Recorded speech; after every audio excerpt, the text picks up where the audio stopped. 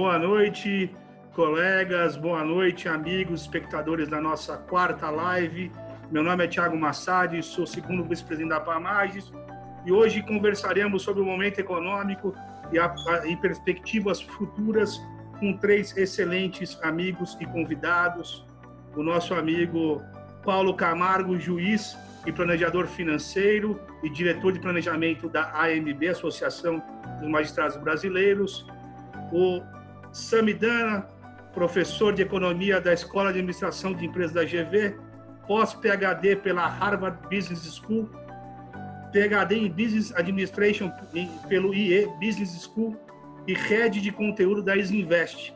E além de economista, um comunicador por excelência que aproximou os conceitos complexos da economia às pessoas, desmistificando, o que a economia sempre apareceu para o cidadão em seus noticiários e abordagens diárias na TV, no rádio e em todas as suas manifestações.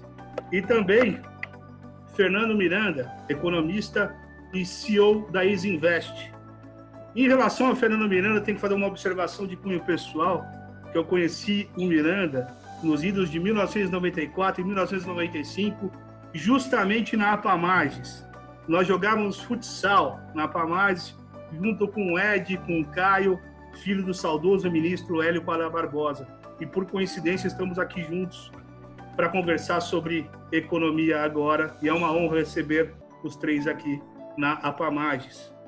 Só para explicar o formato para os nossos colegas, para ser uma forma mais interessante e informal, começaremos com uma pergunta para cada debatedor, e daí vocês, de forma livre, conversam, interagem, para ser uma coisa mais interessante, mais agradável para o público. Tudo bem? Agora, com a palavra os três aqui. Paulo, Fernando e Sami, para boa noite. Depois vamos para as perguntas. Boa noite, pessoal. Boa noite a todos. Obrigado, Thiago, pela introdução aí e mostrar um pouquinho da história. E o Sami... Sumiu? Então vamos começar. Vamos começar com Fernando Miranda. Sami voltou. Opa, voltei. Boa noite, Sami, para a galera aí. Obrigado aí pelo convite. É um prazer eu estar aqui. A gente está nos estúdios do Invest News, que é o braço de comunicação e tudo material gratuito sobre finanças, sobre economia da Isinvest. Então, quem quiser, depois que acabar essa live, vai lá, Invest News BR no YouTube ou investnews.com.br. Parece que tem um probleminha na câmera, mas já estão arrumando. Vamos lá, eu estou aqui para tentar desmistificar e fazer jus a essa generosa apresentação que fizeram de mim. Então vamos lá, vamos começar com a pergunta para o Fernando. Fernando Miranda, atual contexto de crise na economia tem uma necessidade de mudança de mentalidade no mercado, nas empresas, no investidor brasileiro em geral. Uma mudança comportamental mesmo. Como é que você enxerga essa necessidade de mudança, ainda mais com a recente redução de novo da taxa da Selic? E como economista da Isinvest, CEO da Isinvest, como você entende que o investidor brasileiro deve se planejar e se comportar a partir desse momento? Essa é a pergunta do milhão, né? Eu vou tentar ser sucinto, porque é uma pergunta que poderia render aqui umas 2 horas, mas eu não vou entrar no lado negativo, né, da crise, do aumento do desemprego, inadimplência, questões geopolíticas de China e Estados Unidos. Eu vou passar aqui mais para o lado positivo que eu vejo da crise, da pandemia, do home office, né? Eu acho que tem 3 ou 4 pontos super importantes. Primeiro, novas indústrias, novos segmentos vão surgir ou vão ser mais materializadas na crise. O que a gente viu em 2008, com a crise de 2008, onde o próprio Uber, né, economia de compartilhamento, começou basicamente ali, eu vejo aqui agora uma série de novas empresas. Então, todos aqueles aplicativos de entrega que estavam um pouco patinando antes da crise, agora deslancharam. A gente tem uma série no mercado financeiro, empresas de pagamentos, wallets, né, que passa a ser muito relevante no momento de pandemia. Para vocês terem uma ideia, Eu estava outro dia com o presidente da Caixa, Pedro Guimarães, e ele me falou que só nesse momento de pandemia, onde eles tiveram que lançar uma wallet, né, uma conta digital de pagamento, eles bancarizaram 30 milhões de pessoas, ou seja, 30 milhões de brasileiros que não tinham acesso a banco e passaram a ter acesso a uma conta digital por causa da necessidade. Então, acho que tem muita empresa nova surgindo. Acho que o segundo ponto, né, é uma mudança drástica de como as empresas hoje trabalham, né? A famosa transformação digital que as pessoas falam, que estava na moda, e que é bem verdade que antes da crise ainda vinha a passos bem devagares, e o Brasil talvez até um pouco mais atrasado com relação a outros países. Eu acho que essa crise acelerou demais essa transformação. Eu estava lendo algumas pesquisas que mostram que talvez a crise acelerou em 10 anos a transformação digital das empresas, o e-commerce, o marketplace e até as pessoas, né? Eu vejo na Isinvest hoje 100% das pessoas trabalhando em home office e, ao contrário do que eu imaginava, a produtividade das pessoas, das entregas, cresceu em 25%. Então, é uma nova realidade e eu acho que o futuro do trabalho vai vir em questões mais positivas, talvez até mais eficientes, né? E eu acho que o último ponto, talvez o mais importante, é a mudança do comportamento do consumidor e do brasileiro. O brasileiro começou a entender que poupar é necessário, que ter um planejamento financeiro é fundamental, porque a crise não vai ser a primeira, não é a última, elas existirão. E o brasileiro sempre foi muito calcado no consumismo, pouco planejamento e pouca poupança. Eu acho que agora foi uma chacoalhada, né? Eu vejo, para vocês terem uma ideia, nos Estados Unidos tem 150 milhões de americanos que investem em bolsa, dos 300 milhões de pessoas. No Brasil, até o final de 2018, eram 800 mil brasileiros, de uma população economicamente ativa de 100, 110. No final do ano passado foi 1 milhão e 700, mais do que dobrou. Só na crise, só nos 45 dias aí de pandemia, foram 400 mil novos investidores brasileiros na Bolsa. Então, acho que tem uma revolução chegando no ato de investir, e a gente vai falar muito disso, que eu acho que ele é super positivo, mais pessoas querendo entender conteúdo, como o Sam comentou de Invest News, e eu acho que tem uma diferença drástica do que a gente viveu em 2008 para agora. Primeiro, tecnologia está muito diferente. Então, antigamente, para você abrir uma conta numa corretora, tinha muitos papéis, tá? Hoje em dia, com 8 minutos você abre uma conta. Segundo, antigamente a Selic estava 14%, 15%, então você fala, poxa, para que eu preciso mudar? Por que eu não deixo meu dinheiro no banco, deixo na poupança que eu vou ganhar 15% sem dor, né? Hoje, com a Selic a 3%, se o brasileiro não se mexer, não diversificar, não buscar outros ativos, ele vai perder o dinheiro para a inflação muitas vezes. Então, acho que agora começou a ter uma necessidade do brasileiro poupar, de se planejar e parar de deixar na mão apenas do seu gerente de banco ou do seu assessor, que isso muitas vezes você tem conflitos de interesse que não empodera o brasileiro. Eu vejo isso com sinais muito positivos de uma nova revolução das pessoas serem mais independentes, entenderem um pouco mais do que é investir, qual que é a diferença de um e outro. E eu acho que isso é muito saudável para a economia brasileira e para a sociedade brasileira como um todo. E só complementando, uma coisa que me chamou a atenção, né? O Miranda está falando aí um certo comparativo com relação à crise de 2008, mas o que eu acho que uma das coisas que fez muita gente migrar agora e entrar na bolsa, né? O volume de gente que entrou, de CPFs que entraram na bolsa nessa crise, foi muito grande em relação a todos os anos anteriores. E porque em 2008 foi uma crise eminentemente financeira, né? As instituições financeiras, por via reflexo, atingiu algumas empresas, mas não atingiu a população em si, né? E hoje não. Essa crise, assim, em coisa de um mês, parou todo mundo, né? Quem estava trabalhando parou de trabalhar, está em casa, trancado. As empresas pararam. Então, eu acho que essa crise ajudou a dar um start nas pessoas, né, para pensarem no futuro, né? Cadê a minha reserva que eu deveria ter para um momento como esse que eu não tenho até hoje, que até hoje eu não falei, né? Eu acho que o fato de abranger todo mundo, toda a sociedade, fez com que as pessoas, de modo geral, começassem a pensar um pouco mais em se planejar, né? Inclusive para crises também.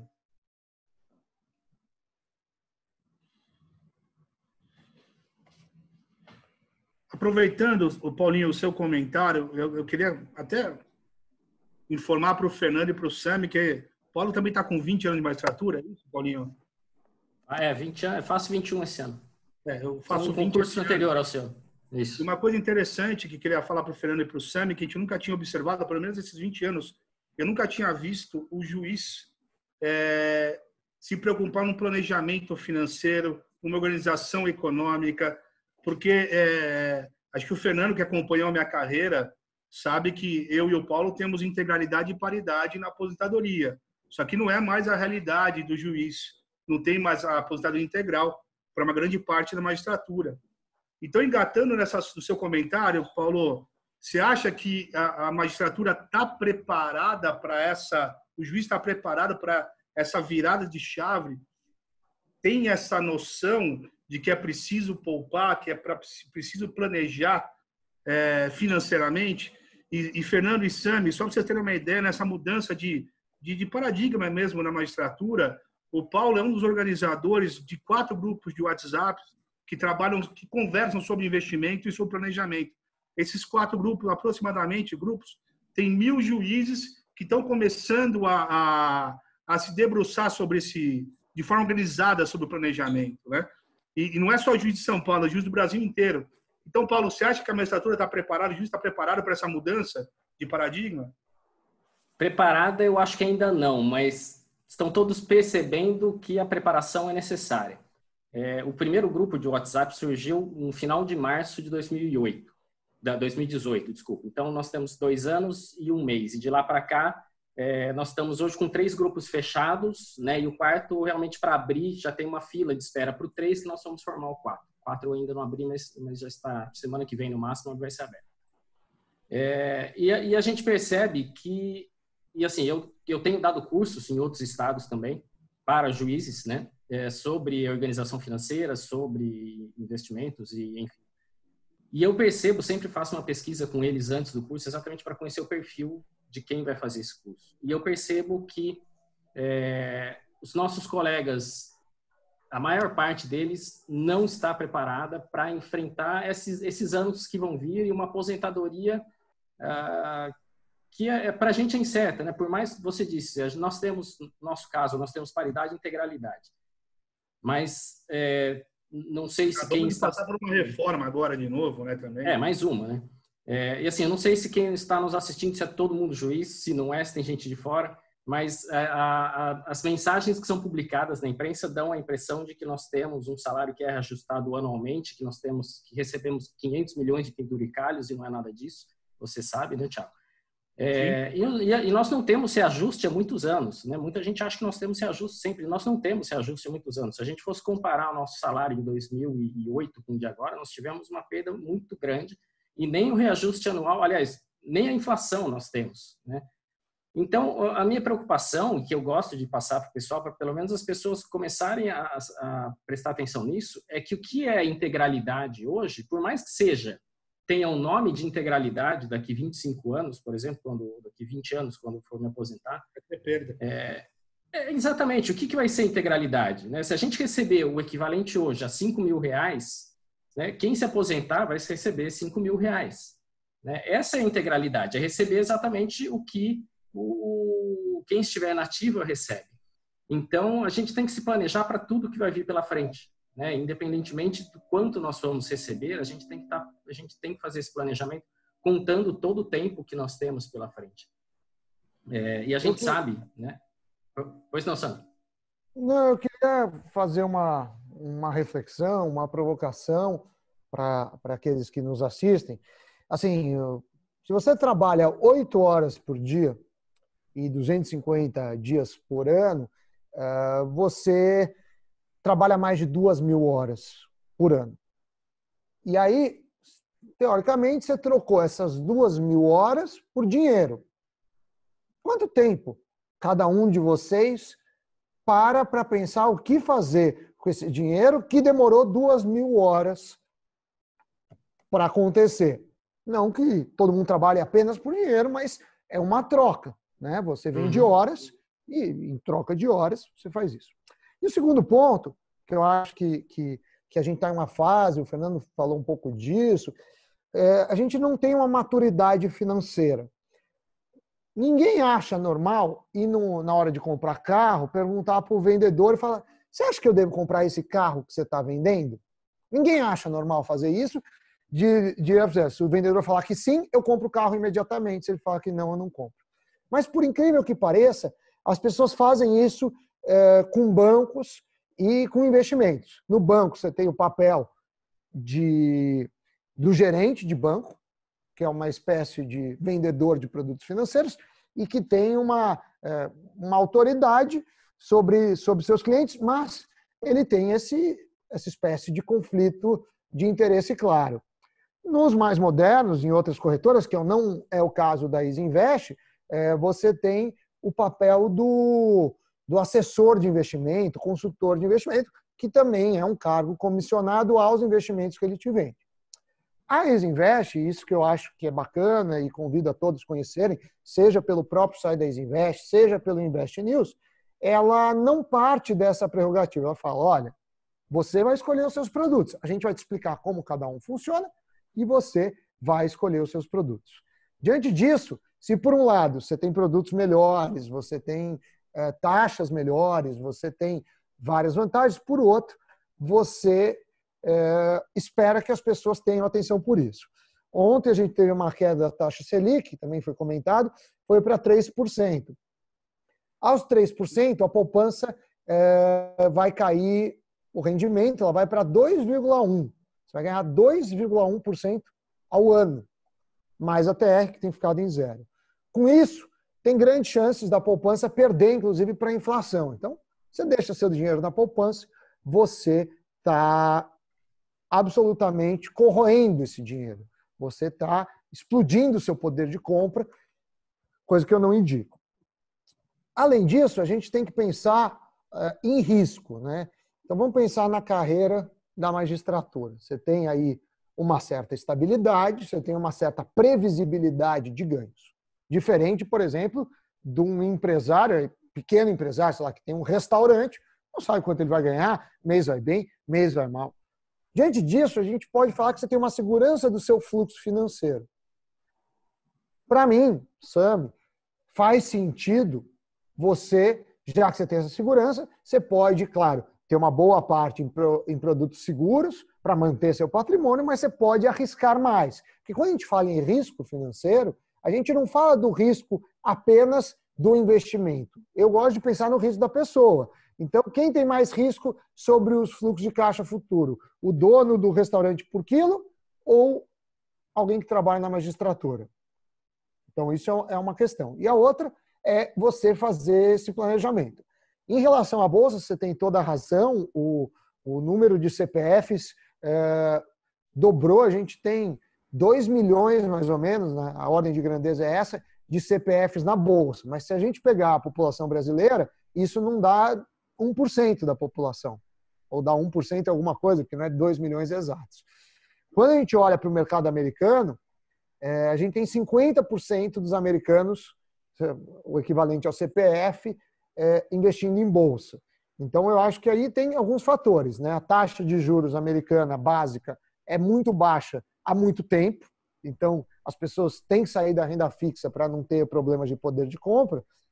E também a Bolsa lá é mais madura. Oscila menos, para cima e para baixo. Então, nessa pandemia, a gente percebe que a gente apanhou muito, mais do que lá. Então, eu acho que são questões importantes, só para ficar uma reflexão, e desculpe a interrupção. Não, e só para continuar, né? Nós temos, aliás, é uma das coisas que eu pergunto exatamente no começo dos cursos para os colegas que estão fazendo o curso, é exatamente isso. Vocês têm um planejamento para daqui 5 anos ou para daqui 10 anos? Vocês sabem o que vocês querem daqui 5 anos, como vocês querem estar, o quanto vocês querem ter investido? E assim, eu percebo que a grande maioria, de fato, não tem. Então, o que falta é exatamente essa noção de que a gente precisa se planejar. E esse trabalho com os grupos, nós estamos vendo aí que isso tem feito diferença.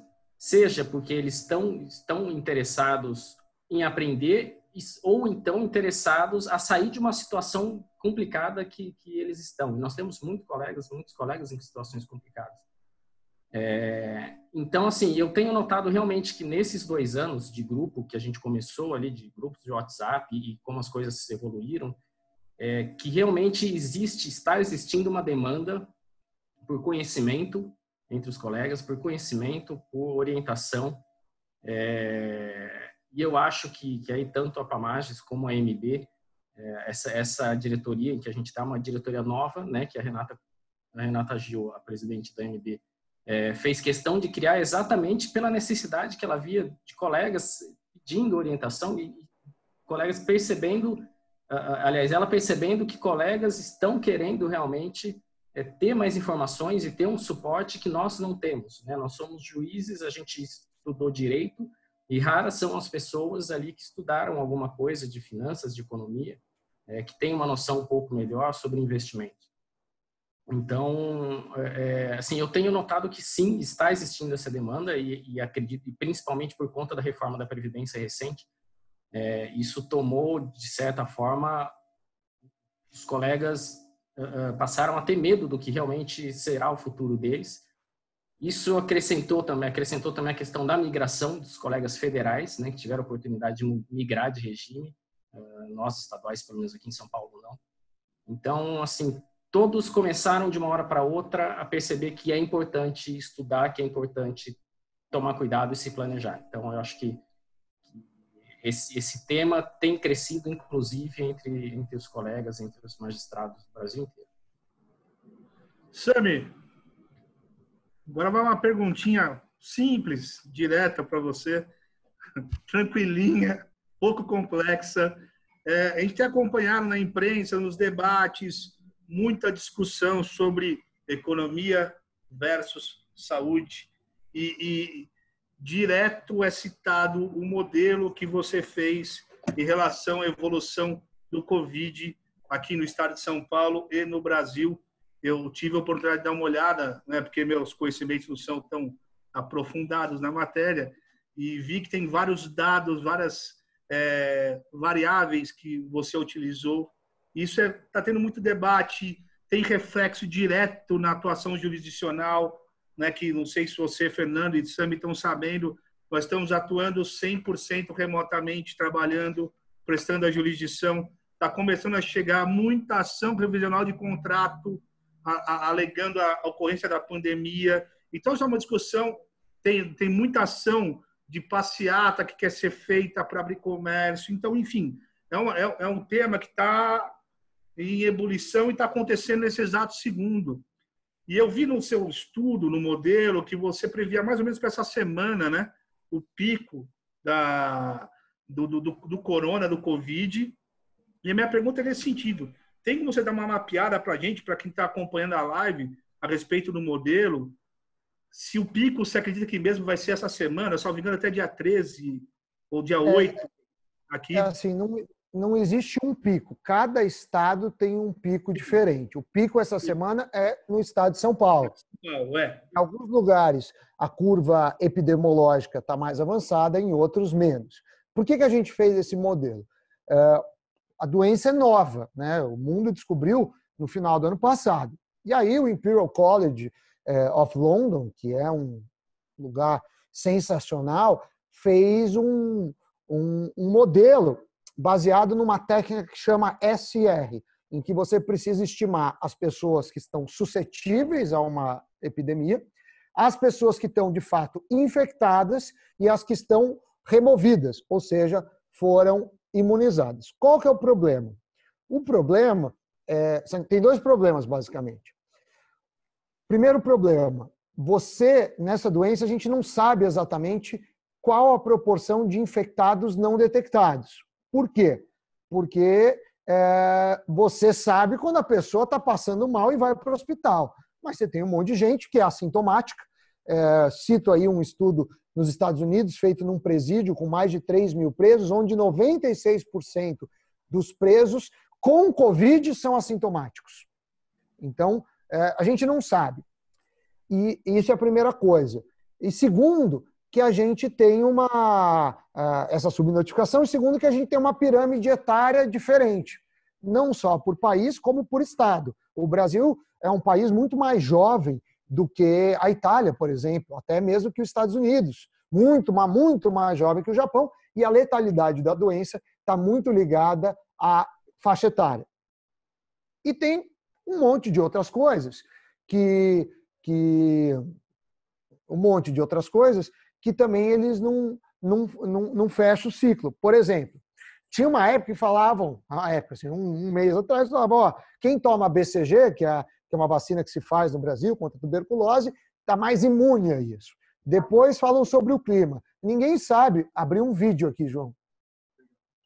Ninguém sabe desculpe, teve um problema técnico, ninguém sabe o que de fato acontece na curva de cada local. Então a gente falou, olha, esse modelo aí do Imperial College, que previa, num caso de 100 quarentena no Brasil, mais de 1 milhão de mortos, e que foi muito ventilado pela mídia, não faz muito sentido. A outra questão é que eles falam que com a quarentena que a gente está, seria 500 mil pessoas. Aí eu pedi autorização da ISA, eu falei, olha, vamos fazer, os pesquisadores estão trabalhando de forma voluntária, mas a gente queria divulgar, né, para as pessoas e até para os governos. Então a gente juntou uma equipe, a gente está usando uma técnica que chama Bayesiana, em que você captura a evolução da curva com vários parâmetros que você não conhece previamente, e a gente está prevendo o pico. Vários estados têm nos consultado, a gente tem feito de forma graciosa, sem qualquer custo, e o que a gente pede para as autoridades, e aí eu acho que a polêmica, por exemplo, São Paulo, ontem o Davi Uip falou que o pico de São Paulo será em julho. Eu não tenho como saber se é em julho ou não. Modelos trabalham com probabilidades. Posso estar errado, julho pode estar certo. Assim, não existe uma regra, né? um dono da verdade. Mas o que eu acho que seria enriquecedor para o debate público é o poder público falar, a gente está usando esses modelos.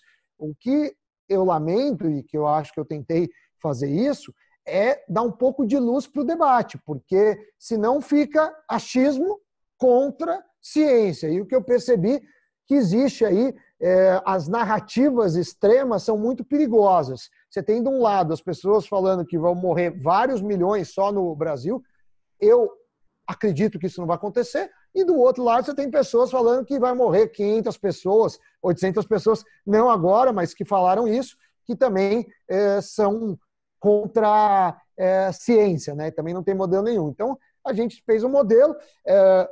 Hoje em dia, você publica o preprint, né? Inclusive as revistas mais renomadas do mundo, a The Lancet, Nature, Science, New England, eles falam assim, olha, por conta de ser uma pandemia, a gente sugere que você publique o preprint e depois submeta o artigo científico para a comunidade científica ter acesso, porque ainda que eles façam de forma rápida, um artigo científico, quando tem revisor, demora algumas versões, algumas idas e vindas, e aí pode ser tempo demais para a pandemia. Então, a gente está nesse processo. A equipe, além de mim, conta com 2 matemáticos, o Kelvin Johnson e o Alexandre Simas, e 4 médicos. 2 professores da USP aqui de São Paulo, que é o José Galucci e o Leandro Valiengo, um professor que também trabalha no INCOR, que é o Bruno Filardi, e um gestor, mas é médico de formação de hospitais, que é o Rodrigo Rodrigues. Então, a gente está tentando fazer isso para ajudar. Então, a Isinvest mesmo fez uma formatação bonita lá, tem a versão acadêmica, tem a formatação bonita, e a gente está rodando. Então, em São Paulo, e aí nosso modelo é muito claro, dada as condições atuais de isolamento. Tá? Se esse negócio aí hoje eu achei bastante polêmico, preocupado de rodízio, na cidade de São Paulo vai ser feito rodízio, só vai poder usar o carro metade dos dias, eu acho que corre um risco das pessoas irem mais para o transporte público, ter maior aglomeração, e isso pode fazer isso. Mas eu não sei, isso é chute do SAMI. O que eu sei é que o modelo tem como premissa o isolamento. E com o isolamento a gente previu o pico até 6 de maio. Ontem, desde terça, o dado que saiu essa terça já foi menor que terça passada, o dado que saiu ontem foi menor do que quarta passada. Hoje, eu estou olhando aqui, até agora há pouco não saiu dado, mas a gente só vai ter a confirmação que prevemos o pico certo na sexta-feira. Mas, como eu disse, esse é o pico. Agora, mudou as condições de isolamento, também vai mudar de novo. Então, hoje acabou de sair o dado, 161 mortes. Então, tudo leva a crer que o pico, de fato, está passando, porque o de hoje veio abaixo do de ontem e veio abaixo do de terça também. Segunda não dá para pegar, porque quando tem feriado, os caras acumulam tudo. Então, segunda não é um bom dia, porque segunda, até onde a gente sabe, o vírus não tira folga, não tira férias, mas os óbitos caem todo final de semana. Como teve feriado, foi pior ainda. Então, eu estou bastante feliz que o modelo está acertando, feliz também porque está caindo o número de mortes, mas não existe aí donos da verdade. A gente está fazendo isso. Agora, tem gente querendo usar o nosso modelo como discurso público, para afrouxar ou não. O que eu sei é que uma hora a gente vai ter que afrouxar. E para afrouxar é preciso estudar o que os outros países fizeram e medir. Eu estou tentando ajudar isso num outro modelo, mas esse modelo está tomando muitas horas, porque eu tenho toda a minha jornada de trabalho na Isinvest, na FGV um pouco eu dou aula, eu continuo dando aula, na Rádio Jovem Pan e fazendo modelo. Então, é uma jornada quádrupla para fazer isso. Todos estão muito interessados, mas a gente está tentando ajudar quem pode. Mas, dito isso, o que me incomoda muito são discursos baseados em achismo e a falta de transparência. Então, eu gostaria que os governos, e aí não é uma crítica ao Estado de São Paulo, é uma crítica geral, seja o prefeito, seja o Estado, seja a esfera do Ministério da Saúde, eles devem abrir os modelos e discutir com a sociedade. Para mim, vocês são da área, mais do que eu, para mim, democracia não é só o voto, é você ter essa transparência nas decisões que afetam toda a sociedade. Mas se isso, para você ter uma ideia, o governo de São Paulo tinha usado o modelo internacional e estava prevendo 100 mil mortes em São Paulo. Ou seja, a gente teria mais mortes em São Paulo, no estado, do que teve nos Estados Unidos inteiro até agora, dado que a curva já está baixando em vários estados. Acho muito inverossímil isso. A nossa previsão está na ordem de 10 mil, portanto, 10 vezes menos, dadas as condições de isolamento. Obrigado, Samir. Pessoal, está vindo muita pergunta aqui sobre o dólar, saída de dólar e com a redução da Selic, que comportamento, que medida, se não seria uma armadilha na economia. Está tendo muita pergunta nesse sentido. Dá para vocês explicarem um pouco, debaterem a respeito disso? Essa daí eu vou deixar para o meu amigo Sami novamente. Tá bom, eu vou tentar explicar, sim. A gente sofre 3 crises no Brasil simultâneas. Uma crise de saúde, uma crise política e uma crise da economia. Qual que é a ideia do investidor internacional? Em geral, em momentos de risco, você fala, olha, eu vou sair e vou para um porto seguro. Porto seguro é dólar, eventualmente ouro, eventualmente euro. Então, países emergentes tiveram suas moedas desvalorizadas. No entanto, o Brasil teve muito mais. Por quê? Porque a gente tem uma agenda necessária de reformas, que a gente bota em xeque por conta do capital político do governo. Então, hoje mesmo teve uma pequena confusão, o Ministério da Economia falou assim, aquele plano de ajudar os municípios e estados ia ser 40 bilhões. Depois foi para 80 bilhões, depois acabou em 120 bilhões. Aí o Paulo Guedes falou, olha, beleza, a gente vai dar esse dinheiro, mas em contrapartida não vai aumentar salário de servidores públicos durante 2 anos. Tá bom? Tá bom. Aí não passou. Aí agora, no final do dia, o Paulo Guedes estava falando ao lado do Bolsonaro e falou que o Bolsonaro vai vetar. Mas isso gera muito ruído na política, porque esse dinheiro, e aí eu vou deixar claro, que está sendo usado para ajudar os mais vulneráveis, as empresas, é mais do que necessário. Porém, vai ter contrapartida, você está aumentando a dívida. Então, sem essa habilidade ou contrapartida de reformas, e aí eu acho que não só cabe reforma administrativa, tem que ver reforma trabalhista, reforma tributária, fica difícil fechar a conta. Então, isso foi um fator. Segundo fator, a gente está descendo taxas de juros. A taxa Selic ontem renovou sua mínima histórica para 3%. E como que o investidor internacional pensa? Ele fala, se os Estados Unidos está pagando nos seus títulos públicos de curto prazo, que são chamados as T-bills, Treasury bills, 0,05, quanto a mais o outro país vai ter que me pagar para eu tirar o dinheiro lá para ir para um país arriscado ou emergente como o Brasil? O Fernando citou na fala dele que o Brasil chegou a pagar 14. Então, tinha uma época que pagava 2 lá, pagava 14 aqui.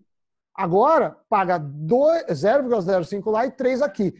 O prêmio de risco, que é quanto você cobra de risco a mais, diminuiu. O Brasil está pagando menos por risco. E aí o investidor estrangeiro falou, eu acho que não compensa, foi embora. Então, isso tem uma influência da política de juros, tem uma influência da falta de confiança nas reformas e, obviamente, a saída do ministro Sérgio Moro, era um pilar importante da economia, também deixou o mercado pilar importante da presidência, né, do governo do Bolsonaro, acho que são 2 pilares, o Guedes e o Moro, deixou o mercado assustado.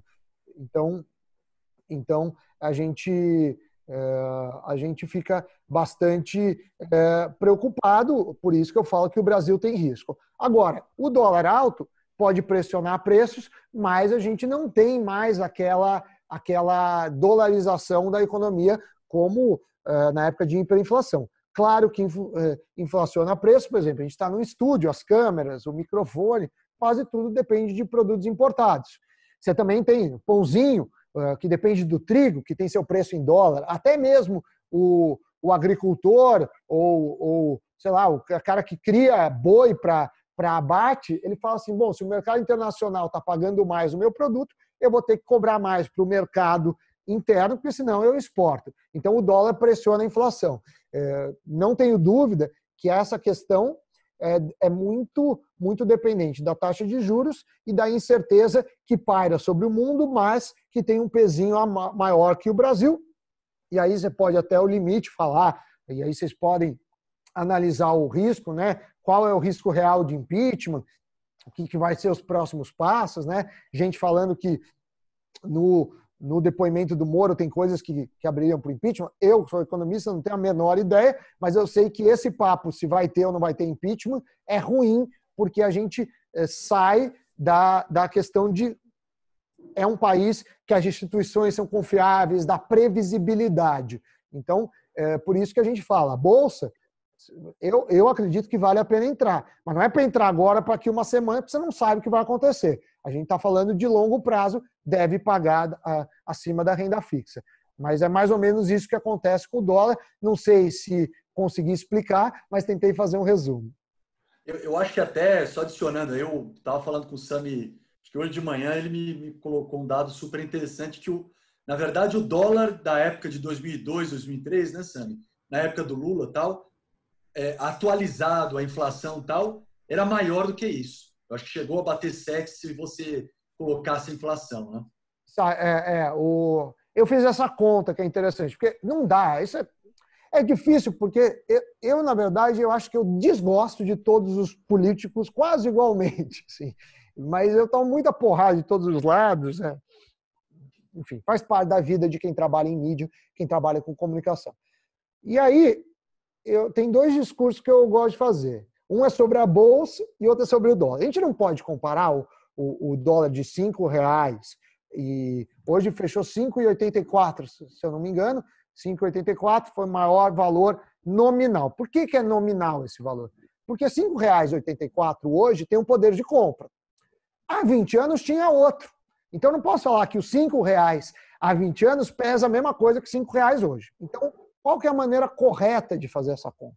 Qual que é a maneira que está nos livros de economia de fazer essa conta? É a seguinte, você pega todo dia a dia o dólar, e eu peguei desde o início do Plano Real, uma questão que pôr em outras moedas, lá é complicado. Também é um passado, um Brasil muito diferente do que temos hoje. E eu trouxe pela inflação brasileira, cada dia, né? Peguei a inflação entre o dia da negociação do dólar, desde o dia 1/7 de 94, que é quando começou o Plano Real, até hoje. E descontei a inflação americana, porque os preços nos Estados Unidos têm inflação também, não é tão alta como a brasileira. Isso são o que os manuais de economia mandam fazer. O Miranda, que é ex-aluno da USP, deve lembrar da paridade do poder de compra, paridade coberta dos juros, é um pouco isso que se faz. E aí a gente chega que o maior dólar histórico aconteceu exatamente no dia 22 de outubro de 2002. E aquele dólar, se levado para hoje, teria o peso no nosso bolso, seria hoje equivalente a R$ 7,70. Então, Sami, você acha que o dólar não aumentou? Não, acho que aumentou, acho que está caro. A gente não previa isso no começo do ano. Mas não é o maior dólar quando a gente fala em sensação do bolso. Naquela época, o Lula estava... foi o efeito Lula, que se chama na história isso. O Lula estava concorrendo à presidência com chances, né? Inclusive virou presidente depois, e aí o mercado estava com muito medo que fossem tomada a propriedade privada ou um governo menos democrático. Então, logo nas pesquisas, o dólar subiu muito. Logo depois que ele assumiu, viram que não teve nenhum plano de imediato que fosse preocupante, aí o dólar começou a cair. Então, foi isso que aconteceu. Mas, de qualquer forma, o real se desvalorizou bastante frente a outras moedas e, obviamente, a gente mede em relação ao dólar. Eu acho que até, assim, complementando um pouquinho o que o Sami colocou, e aí é uma visão muito minha aqui, né? Primeiro, obviamente, o dólar, na minha visão, vai se manter alto por um bom tempo, né? Aquela questão de dólar a 3,5 e tal, para mim é muito passado. Se ele vai cair um pouquinho, vai subir, é outra questão, mas vai estar nessa magnitude por quanto tempo a crise durar, por quanto tempo a gente tiver taxas de juros tão baixas, né? Como o Sami falou, que não tem o apetite do investidor externo que coloca dólar aqui e, obviamente, abaixa o preço, né? Mas eu sou muito positivo, sou muito otimista com relação às oportunidades que a gente está vivendo hoje no que tange a investimento, né? Porque eu acho que, de um lado, a gente tem uma bolsa barata para alguns setores, né? Aquele negócio da bolsa barata para tudo. Não está. Eu acho que tem muita empresa que vai quebrar, eu acho que tem muita empresa que vai ter grandes problemas, que não é um dia sobe. Talvez nunca vai subir, porque você vai ter problema de caixa. Mas com uma análise setorial bem feita, eu acho que tem muita oportunidade na renda variável em vários dos setores, né? Porque mais dia, menos dia, essa coisa normaliza. E eu acho também que tem muita oportunidade, muito produto de investimento bom no lado mais conservador na renda fixa. Porque quando você tem uma taxa de juros tão baixa, mas com uma perspectiva alta, né, que a gente chama de a curva de juros futuro, hoje está em 6, 7, 8%. Hoje você tem produtos de renda fixa com garantia do Fundo Garantidor de Crédito, né, o FGC, ou seja, até R$250 mil, é basicamente risco zero, risco país, com produto de CDB pagando 12%, 13% ao ano. Quer dizer, então, assim, apesar de você ter uma Selic hoje a 3%, se você entender um pouco, você for atrás, você buscar produtos adicionais, você pode ter uma composição na sua carteira de investimento, né, com renda variável, sim, com risco maior, mas com upside super bom, e com renda fixa, com produtos de 10%, 12% ao ano. Tem o de 3%. Uma Selic de 3%. Então, acho que esse é um momento de oportunidade que cada um de nós, né, consumidores, investidores, temos que ir atrás, porque eu acho que tem muita coisa que a gente pode ganhar. Tá lembrando, só para tem um produto, né? Tá até amanhã, a partir de R$100, 13% ao ano por 7 anos, dobra o dinheiro. Aí você faz a conta, né? 3 da Selic, você vai ganhar 13 ao ano. Claro que a Selic não deve ficar 3 durante os 7 anos, mas mesmo assim é uma diferença enorme. E lembrando que CDBs de bancos pequenos e médios pagam bem mais. Tem risco? Tem, mas você tem o FGC, que é o Fundo Garantidor de Crédito. Então, se o banco vir a quebrar, e são raríssimos casos que bancos quebram, até 250 mil por CPF e por instituição que você comprou o CDB, não é a Easy, né? É o CDB do Banco X lá, que você tem a segurança. Então, o FGC te cobre. E, no total, R$1 milhão. Então, se você puser 250 mil em vários bancos, se mais de 4 quebrarem, aí sim você tem um problema. Mas a gente tem esses mecanismos. Eu só acrescento aqui, claro, nesses momentos de crise é que surgem grandes oportunidades de investimento, né? Tanto na renda fixa como na renda variável, e é isso que vocês falaram. Por mais que a Selic esteja baixa, a gente sabe que a curva de juros cresceu, e os títulos longos estão hoje pagando muito melhor do que pagavam no início, ali no início de fevereiro. Só que, por outro lado, a gente não pode esquecer dos riscos, né? Por mais que tenha o FGC aí por trás, a gente não pode esquecer dos riscos do crédito privado ou dos créditos financeiros. E, assim, em uma pandemia dessa, em um momento histórico que era imprevisível, cujo futuro é imprevisível, porque a gente não sabe exatamente o que vai acontecer daqui para frente, né? O Miranda mesmo falou, assim, a tecnologia avançou 10 anos, né? O avanço tecnológico foi de 10 anos, agora o acesso à tecnologia. Hoje a gente está começando a fazer audiências por videoconferência, coisa que até pouco tempo atrás ninguém cogitava. Mas, ao mesmo tempo, assim, se a tecnologia está andando para frente, a gente não sabe o que vai acontecer com outros setores, né? Inclusive o setor financeiro. Não vou dizer que o setor financeiro vai entrar em colapso, mas a gente tem que tomar esse cuidado e não lembrar que não acreditar também que o FGC vai salvar a nossa vida sempre, porque o FGC tem uma limitação, né? E se houver um colapso financeiro, coisa que a gente não sabe se vai acontecer, acredita-se que não, e como o Sami disse, é algo muito difícil de acontecer, mas a gente não pode fechar os olhos para os riscos, né, de assumir qualquer coisa, parecer só porque o produto de renda fixa está pagando 13% ao ano, de repente, pode ser a melhor coisa do mundo, que não necessariamente será, e a gente tem que tomar cuidado com isso. Agora, que o FGC está aí, né, esse é uma garantia a mais que se tem, e aí diferenciar o que é produto financeiro e o que é produto crédito privado de empresas que não tem essa garantia do FGC, porque os créditos privados aí agora sim estão no momento em que o risco é muito maior. A gente tem que saber exatamente que títulos, que empresas nós vamos colocar na nossa carteira, porque, como o Miranda falou também, há empresas que não vão sobreviver a essa crise, a gente não sabe quais são, né? Alguns setores sofrem mais do que outros, mas pode ser que surjam surpresas aí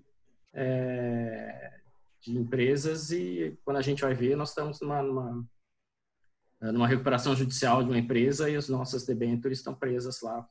Nós somos meros credores quirografários, muitas vezes. Mas tem que também levar em conta, vamos falar do FGC. A gente fez, inclusive, um especial sobre isso, chance do FGC quebrar. O que é o FGC? O FGC é privado, Fundo Garantidor de Crédito.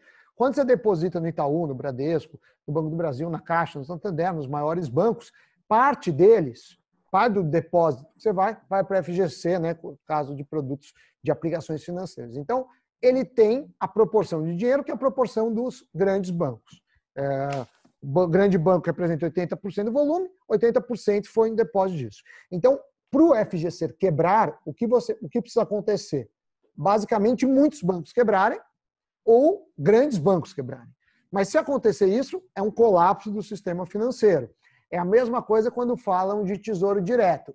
Tesouro direto, você está comprando títulos do governo brasileiro. Eu vou até entrar aqui, para vocês terem uma ideia de quanto paga. A Easy Invest, inclusive, é a maior custodiante do tesouro direto das corretoras. Então, é a que mais faz volumes de tesouro direto. Foi a pioneira disso, das corretoras digitais, 0 de taxa desde sempre, e fazer isso. Mas olha só, então vamos pegar um título que vence em 2026. Ele está pagando no pré-fixado 7% ao ano. Quem te deve é o governo. O governo pode dar calote? Geralmente, o governo não dá calote, porque isso é dívida interna. Então, o governo, se ele vê que não tem dinheiro, ele faz duas coisas. Primeira coisa que ele faz, emite uma nova dívida para pagar a antiga. Segunda coisa, Deu uma de louco, vou mandar imprimir dinheiro para pagar isso. Se você fizer isso, você vai gerar inflação. Mas a inflação que vai ser gerada vai ser para quem investiu no Tesouro e para quem não investiu no Tesouro. Então, o que eu queria dizer não é que não tem risco, mas se você é brasileiro, ganha em reais, seu dinheiro está em reais, você respira o risco Brasil, que é o risco do Tesouro Direto. Você respira esse risco. Ah, mas eu quero vincular o dólar, porque eu pretendo, quando me aposentar, ir morar fora. Eu quero vincular as ações americanas. Você tem fundos cambiais, tem na Isinvest, fundos cambiais, e você tem também um papel que chama IVVB11, que é um papel brasileiro, negociado na Bolsa, em que você replica o S&P 500. Então, esse papel vai pegar a oscilação do S&P 500, você vai computar para você, mais a variação cambial, porque ele é negociado em reais. Então, seriam maneiras, se você não quiser se expor ao risco câmbio, ao risco Brasil direto. Só fazendo um complemento que o Paulo falou, mas concordo com ele sobre os riscos. Pessoal, já estamos com quase 50 minutos de live. Acho que dá para a gente ir encaminhando já para o nosso encerramento. Então, queria saber se vocês querem dar uma palavrinha curtinha sobre perspectiva de melhora e a nossa visão da economia para o futuro. O que a gente pode esperar? Encerrando, Miranda. Deixa eu ver se eu entendi. É uma resposta curta sobre a perspectiva econômica. Essa é a pergunta do milhão, né? Isso aí. Assim, a resposta mais clara é não sei, mas se eu fosse dar aqui um pouco da meu viés, um pouco do meu conteúdo de economia, eu diria que a gente vai ter aí uma crise financeira e econômica grande ainda por um bom tempo. Eu acho que as perspectivas de queda de PIB ainda vão ser revisadas para baixo. Eu chutaria aqui pelo menos -6, -6,5 de PIB negativo para esse ano. E eu não acho que a gente vai ter um crescimento tão robusto quando as pessoas vêm para 2021. Vai ser positivo, mas eu não acho que vai ser. E aí isso tudo leva em adição a nossa, como o Sami falou muito bem, como vai estar o teor político para avanço de todas as reformas que vão criar aquele pano de fundo. Então, eu acho que tem muita oportunidade, tem muita coisa boa para o investidor brasileiro, mas eu sou um pouco pessimista com relação à economia brasileira nos próximos 10 meses. Né? Eu acredito... desculpa, é o Paulo? Desculpa. Pode ser, Sérgio. Vamos embora. Por gentileza. Tá bom.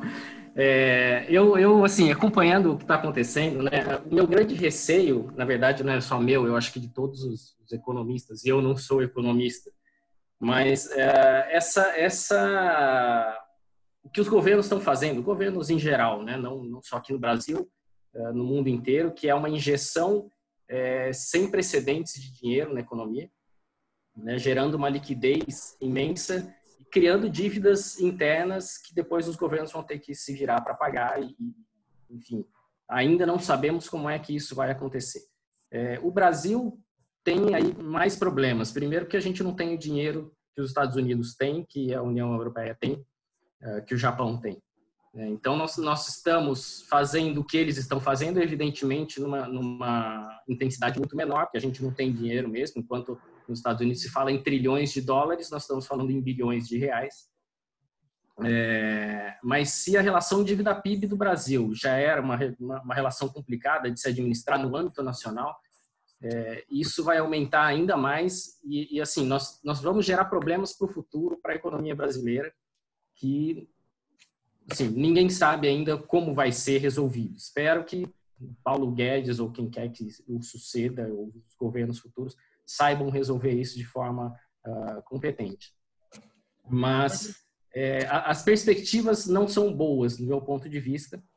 Isso vai gerar um problema para a economia, o desemprego está imenso, desemprego imenso significa menos produção, menos gente para comprar, isso é um ciclo que vai gerar, enfim, já estamos, né, se for considerar o que a gente espera daqui para frente, nós já estamos numa recessão novamente, e a gente não sabe ainda como é que o país vai sair disso. Para complicar, se a gente for falar só do Brasil, nós temos crises políticas a todo tempo, Cada semana aparece uma crise nova, e o Bolsonaro até disse esses dias, né? Espero que pelo menos essa semana seja tranquila, porque toda semana tem coisa nova. Né? Foram 2 ministros de peso que saíram em coisa de uma semana, o ministro da Saúde no meio da pandemia e o ministro da Justiça trazendo informações que podem causar problemas para o presidente, e de acordo com a interpretação que for dada aí pelo Supremo, enfim, pode até caracterizar algum crime, crime comum, crime de responsabilidade, enfim. Isso gera mais uma incerteza, isso gera mais instabilidade. Então, assim, se eu acho que para o mundo vai ser complicado, para o Brasil vai ser 3 vezes mais complicado. Principalmente, exatamente por causa dessa incerteza, né, também. Essa é a instabilidade política e a incerteza do futuro, que não é só da economia, é a incerteza política também. A gente não sabe nem se o Bolsonaro vai terminar esse mandato. Isso porque o último mandato já foi interrompido no meio também. Então, tudo isso eu acho que traz, assim, como perspectiva para o Brasil, algo que não vai ser positivo em relação, se a gente for comparar com outros países mais desenvolvidos, evidentemente. E aí, até entrando naquela questão do dólar, né, que eu não dei o meu pitaco, mas eu acho sim que apesar do dólar alto, né, ainda que essa observação do Sami tenha esclarecido que nós não estamos na máxima histórica do dólar, se for considerar a inflação americana e brasileira, eu acho sim que o dólar continua sendo um porto seguro, porque queira ou não queira, você tem dólares, né? O dólar pode subir, pode cair, mas a gente tem um ativo chamado dólar que a gente sabe que é um ativo resiliente. Então, eu acho sim que assim, é preocupante a situação do Brasil, não só do Brasil, mas principalmente para a questão dos investimentos aqui, eu acho que a gente tem que tomar muito cuidado, porque os riscos são muito maiores aqui, né? E eu acho que a recuperação lá fora vai ser também muito mais rápida do que a nossa, como aconteceu em 2009, depois de 2009, né, de 2010 a 2015, o mundo inteiro subindo, o mundo inteiro crescendo e o Brasil andando para trás. Eu acho que isso pode se repetir, espero que não, mas assim, minha perspectiva para o Brasil não é boa. Então, até houve uma pergunta, eu dei uma olhada ali nas perguntas, alguém comentou de investir no exterior. Não acho que seja uma má ideia, evidentemente não tirar tudo daqui, nós moramos no Brasil, a gente acha né, que tem que ter investimento aqui. Mas eu acho que nós devemos sim ter dólar, não só como proteção, mas como um ativo resiliente de fato. E também investimento no exterior, eu acho que começa a ser algo que a gente deve pensar para quem não pensava ainda, exatamente por conta dessa estabilidade lá fora e instabilidade aqui dentro, né? Pelo que eu acho que a recuperação lá fora vai ser mais rápida do que aqui. Quando, se for o caso, a gente voltar a retomar, que foi o que aconteceu ali no final de 2015 para 2016 aqui no Brasil, aí talvez seja o caso de voltar, né, aumentar nossa posição aqui dentro de novo, diminuir lá fora. Enfim, é o que eu vejo, né? Não sei se estou certo ou errado, só o tempo vai nos dizer. Mas a minha perspectiva, é o que eu vejo daqui para frente. E eu, para finalizar, eu acredito que a gente vai sofrer 7% esse ano, 8% de queda, vai demorar 2, 3 anos. Agora, tem um ponto que talvez alguns de vocês não saibam. Para a Bolsa subir, o país não precisa ter superado a crise. Basta ir melhor do que a expectativa. Então, às vezes acontece isso. Aconteceu agora com os bancos. Os bancos tiveram lucro. Só que o lucro foi menor que o esperado. Se você vai bem, mas menos bem que o esperado, as ações caem. Mas o inverso também é verdade. Às vezes todo mundo acha que você vai ter um baita prejuízo. Você tem um prejuízo menor, as ações sobem. O mercado trabalha com expectativa. Então, para você ganhar dinheiro na Bolsa brasileira, basta o mercado se revelar melhor do que a expectativa média. E aí, lembrando, eu acho que para quem busca diversificação, vale sim investir lá fora, e você tem esse instrumento que eu falei, você tem fundos offshore, você tem fundo cambial, mas o que eu faria, Sami, o que eu faria? Esse ligado ao S&P 500, que você já tem, custa menos de R$200 o valor mínimo, e você já vai com 500 ações diversificadas, que é uma boa taxa do fundo, acho que é 0,3 ao ano, é super baixa. Então, queria me despedir, agradecer aí os convites, falar para vocês, o Fernando não é o garoto propaganda, então eu vou ter que fazer esse papel, para vocês baixarem aí o aplicativo da Exinvest, é gratuito, não paga nada para baixar, não paga nada para abrir conta, e também prestigiar, se puder, o nosso site que a gente está fazendo com carinho, que é investnews.com.br, ou nas redes sociais, investnewsbr, tudo junto. Espero que tenham gostado. Mandem também perguntas para a gente, que a gente vai respondendo à medida do possível. Parabéns, eu acho que a gente precisa de magistrados bem preparados em todos os sentidos, e também isso fala da mente, do corpo e do bolso para o futuro. Tchau, tchau, gente. Obrigado. Pessoal, quero agradecer em meu nome, em nome da nossa presidente Vanessa Matheus, Sami e Fernando. Vieram muitas perguntas, mas não dá para a gente interromper a conversa. Se eu puder depois encaminhar para vocês, dar uma olhada para a gente, por favor, para responder. E eu queria realmente agradecer, Paulo, Fernando, meu amigo, meu irmão, e Sami, obrigado pela oportunidade. A live foi muito bem acompanhada, o pessoal gostou. E eu agradeço imensamente a participação de vocês. E até uma próxima. Fala, Paulinho. Tchau. Tem um minutinho aí, Thiago. Só para esclarecer os colegas que estão assistindo, eu acompanhei e vi que tem várias perguntas que realmente não foram respondidas. Mas nós temos o nosso e-mail da AMB, mas enfim, está aberto, é planejamento.financeiro@amb.com.br. Tá? Os colegas juízes que quiserem encaminhar perguntas para lá serão respondidas também pelo nosso canal no Telegram, e serão respondidas pessoalmente e pelo canal, de uma forma que a gente responda perguntas, e isso vai valer para todo mundo. Então, infelizmente não deu tempo, né, de a gente tocar em todos os assuntos aqui, mas usem os canais nossos, planejamento.financeiro@amb.com.br, tá? E a gente continua o papo. Entrem nos grupos do WhatsApp, peçam, se for o caso, através desse e-mail, a inclusão dos grupos do WhatsApp, a gente inclui sem problema nenhum. Obrigado por tudo aí. Obrigado, Paulo. Obrigado, Fernanda. Obrigado. Sami, até a próxima. Abraço. Um abraço. Valeu, Thiago. Tchau. Tchau.